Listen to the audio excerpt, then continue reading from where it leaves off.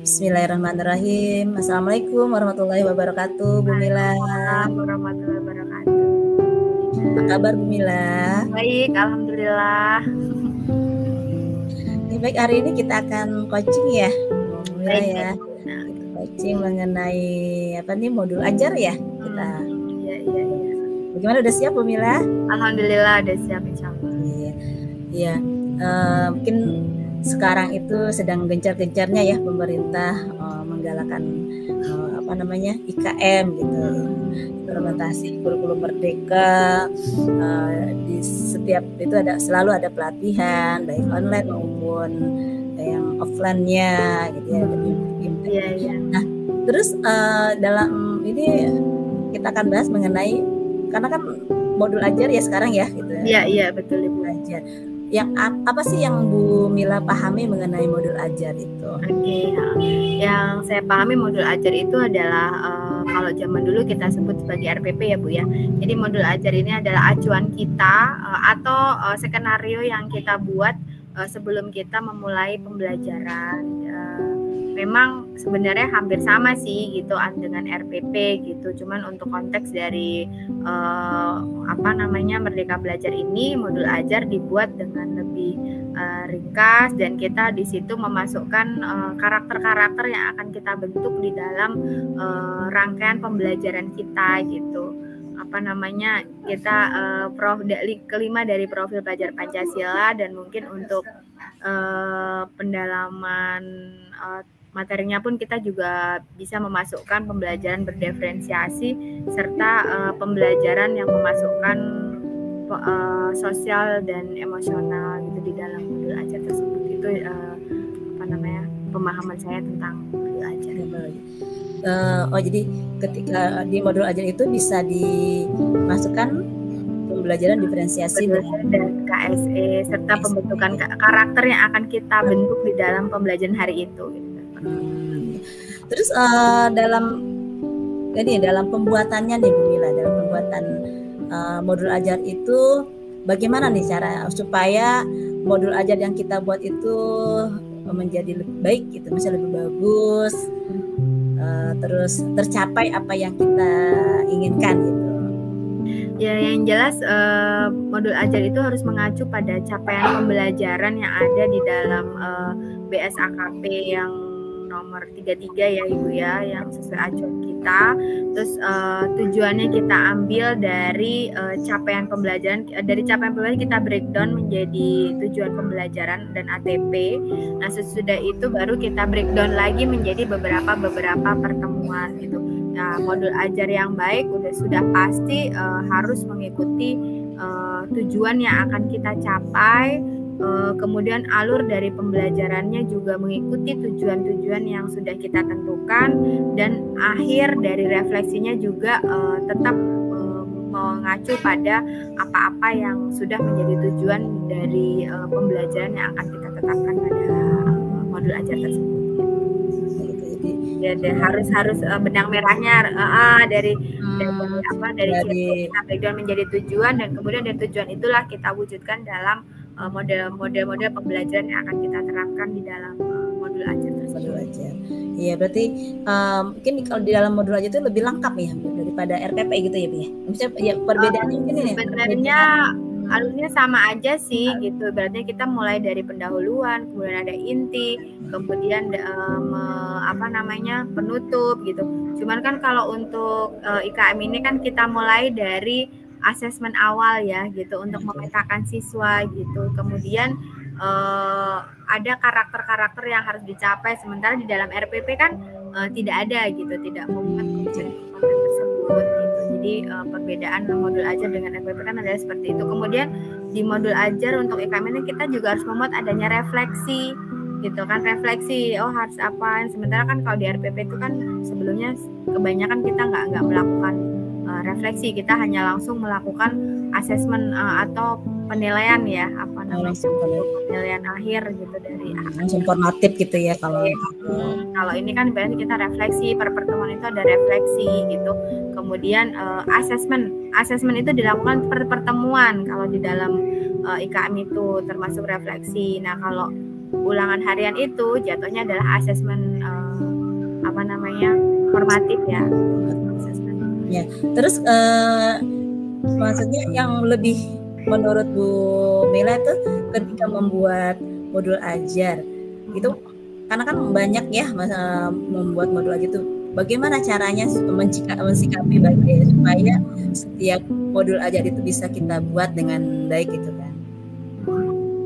Ya strateginya ya seperti tadi, kita mencoba membuat benang merah gitu dari tujuan itu kita masukkan, kita pilih model-model pembelajaran yang sesuai dengan tujuan yang akan kita capai. Misalnya tujuannya kita ingin melakukan pengenalan sel gitu, berarti kan kita akan membuat skenario di mana dalam pembelajaran itu siswa itu benar-benar bisa memahami sel dengan baik gitu kan. Otomatis kita membuat model-model pembelajaran, entah itu problem based learning, entah itu kontekstual gitu, kita buat, kita rancang sehingga siswa benar-benar di endingnya, di akhirnya, pada saat asesmen benar-benar mereka menguasai pemahaman tentang sel itu dengan baik. Jadi menurut saya modul ajar yang baik ya seperti itu. Terus tadi kan yang ada di modul ajar itu bisa dimasukkan KSE-nya ya gitu. Untuk KSE-nya itu sendiri, Bu Mila itu dimasukkan kemana nih KSE-nya? Kan mungkin ada 5 ya kalau tidak salah ya tuh KSE ya. Iya, KSE ada 5. Kalau KSE itu bisa kita masukkan di dalam setiap segmennya Bu. Misalnya di dalam pendahuluan kita bisa memasukkan KSE, entah itu dengan teknik stop, entah itu dengan teknik games, entah itu dengan teknik ice breaking gitu kan, bisa mendorong ke dalam KSE untuk penguasaan diri siswa ya, manajemen dirinya dulu. Kemudian pada saat mereka bekerja sama di dalam pembelajaran, kita bisa menggali dari manajemen sosialnya, kemudian kesadaran dirinya gitu kan. Kemudian pada saat penugasan kita bisa ambil KSE dari tanggung jawab atas apa yang dibuat gitu, membuat pilihan tapi yang bertanggung jawab gitu. Jadi semua KSE itu bisa dimasukkan dalam kegiatan pembelajaran ya sebetulnya. Betul, dalam setiap sampai dengan refleksi itu bisa juga memasukkan KSE. Tapi ketika pelaksanaan KSE-nya itu dikasih tahu tidak kepada anak-anaknya, siswanya? Enggak juga sih, biasanya pelaksanaan ya kita ngalir aja seperti itu, tetapi dengan seiring berjalannya alur dari rancangan pembelajaran itu akan muncul gitu KSE yang kita inginkan gitu. Berarti yang tahu kita ya, untuk KSE-nya yang tahu itu hanya kita aja sebagai guru gitu ya, sebagai pengajar. Berarti kita KSE yang kita inginkan tuh misalkan manajemen diri atau terus yang keterampilan berelasi gitu ya. Berarti dari kita ini anak ini ya akan dijadikan nanti gitu ya, maksudnya kemana nih arahnya gitu kan ke KSE-nya gitu. Tapi selama ini apa yang modul ajar yang dibuat kemudian dilaksanakan, kira-kira skalanya berapa persen nih, maksudnya skalanya? Kalau kita kan, kalau saya sih karena ini baru kelas 8, baru menerapkan kelas 8 pada tahun ini gitu kan. Jadi sambil berjalan kita masih terus membuat, dan dari modul ajar yang selama 1 tahun ini saya belum bisa full membuat, baru ya semester 1 sudah semua gitu, dan semester 2 baru sebagian, jadi ya masih dalam berproses sekitar 75%-an lah untuk modul ajar yang sudah dibuat untuk target yang 1 tahun ini gitu. Jadi udah hampir ini ya, semester 1 udah selesai semua nih, luar biasa ya itu. Dicicil Bu. Iya betul ya, kalau misalkan kita tidak menyicil administrasi, numpuk-numpuk malah heran ya. Terus strategi bagaimana Bu supaya tidak ada pekerjaan menumpuk, kan kadang kita juga diberikan tugas lain ya, tugas tambahan. Nah, bagaimana cara mensikapi ketika ibu yang ingin menyelesaikan modul ajar nih sampai 1 tahun, tetapi ibu diberikan tugas tambahan yang lain, itu harus bagaimana nih? Saya biasanya menggunakan IT ya Bu ya, supaya lebih cepat dalam pengerjaannya. Kalau pakai Word kan lama gitu, jadi saya gunakan Canva untuk membantu. Bahkan untuk sekarang ada beberapa aplikasi AI gitu kan, yang artificial intelligence itu yang bisa membantu kita untuk mencari tujuannya apa, prosedurnya apa, dan itu tinggal kita edit aja disesuaikan dengan apa-apa yang kita inginkan gitu.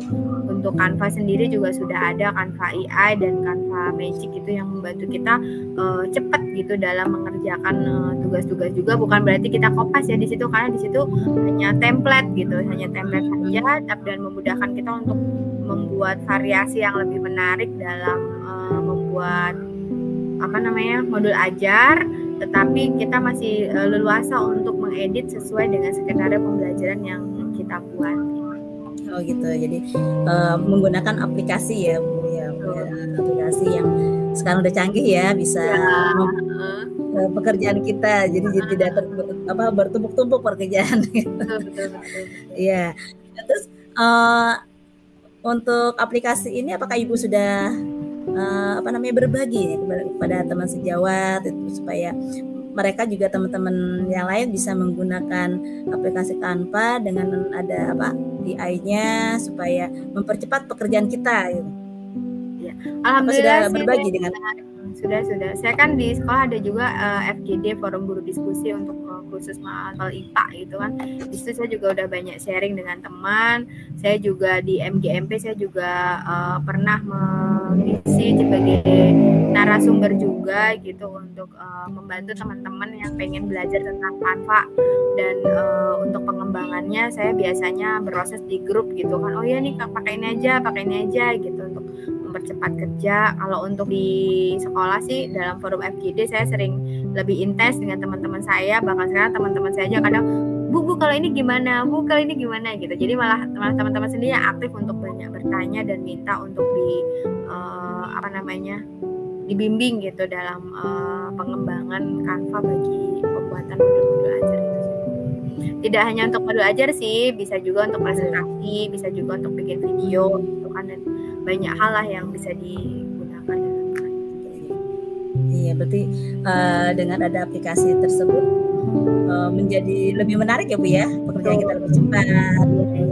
Ketika membuat presentasi mungkin anak juga akan lebih tertarik ya, lebih antusias begitu ya Bu ya. Iya. Terus kalau dari tadi kan teman-teman sejawat, terus bagaimana sikap teman sejawat yang misalkan sudah diajarkan Bu Mila gitu, mereka tuh sikapnya bagaimana gitu? Mereka sih antusias Bu, karena memang IT itu sekarang kan memang sangat penting ya. Jangan sampai guru itu ketinggalan dengan murid-muridnya yang jadi terkesan murid itu udah IT-nya udah skala 5 gitu, sementara guru masih 1. Jadi terkadang apa yang diajarin guru itu kayak ngeboring banget gitu, bosen banget deh, gak asik gitu. Padahal sebenarnya masih banyak aplikasi-aplikasi yang bisa kita terapkan dalam pembelajaran itu untuk membuat siswa itu menjadi menarik, menjadi tertarik gitu, menjadi semangat gitu untuk mengikuti pembelajaran gitu. Jadi ya kita juga sebagai guru juga jangan sampai lah gitu murid sudah 5 kita masih 1 gitu kan, paling enggak ya walaupun tertatih-tatih kita harus terus belajar. Dan itu yang teman-teman saya juga pengen coba kembangkan dari dirinya juga ya. Ada kadang yang udah berumur juga tapi masih tetap kok bersemangat untuk mau belajar, membuat modul ajar yang bagus gitu kan, membuat mendesain modul ajar dengan skenario yang interaktif, menggunakan games, menggunakan bantuan aplikasi-aplikasi pendukung gitu kan untuk pembelajarannya. Oh gitu. Berarti teman-teman sangat terbantu sekali Bu Mila ya, dengan Bu Mila sudah menggunakan aplikasi Canva dan AI-nya, sehingga teman-teman yang lain juga ingin belajar juga untuk bagaimana cara pembuatan bahan ajar atau modul ajar yang baik, yang menarik, sehingga dan pekerjaan kita lebih cepat ya. Ya betul sekali. Ya karena kan selama ini mungkin yang jadi beban ya, bukan jadi beban istilahnya, ini RPP sekian lembar gitu kan. Iya. Kenakan RPP 1 lembar. Tapi isinya bingung. Iya. Ketika ini kan biasa akhir tahun ini ya, maksudnya di awal semester itu suka ada PKG ya, penilaian guru. Itu kan administrasi apa namanya yang harus lengkap berarti kan. Nah, itu salah satunya pembuatan modul ajar harus lengkap segala macam. Nah, untuk jadi kita nyambung ke administrasi nih. Nggak apa-apa kan, masih nyambung. Oh iya, masih berhubungan ya dengan modul ajar itu bagian dari administrasi kan Ibu yang harus kita lengkapi. Nah, apa namanya? Berarti Ibu tadi sudah ada apa namanya? Forum ya, forum dengan teman sejawat, dengan rekan-rekan. Kemudian rekan sejawat juga antusias dalam belajar pembuatan modul ajar gitu kan. Iya. Sangat luar biasa sekali ya Bu Mila ya. Saya sangat salut nih Bu Mila sudah alhamdulillah ya, berbagi kepada teman-temannya gitu. Iya, itu sangat-sangat bermanfaat sekali ya. Kayaknya udah ya waktunya. Yes. Mungkin untuk saat ini cukup ya untuk mengenai modul ajar ya Bu Mila ya. Iya Bu Linda. Banyak Bu Mila. Semoga sama-sama kita pacingkan hari ini bermanfaat untuk kita semua. Amin. Makasih Bu Linda. Saya jadi lebih bersemangat. Iya. Oke, sebentar. Ya, kita tutup ya Bu Mila. Bismillah. Assalamualaikum warahmatullahi wabarakatuh.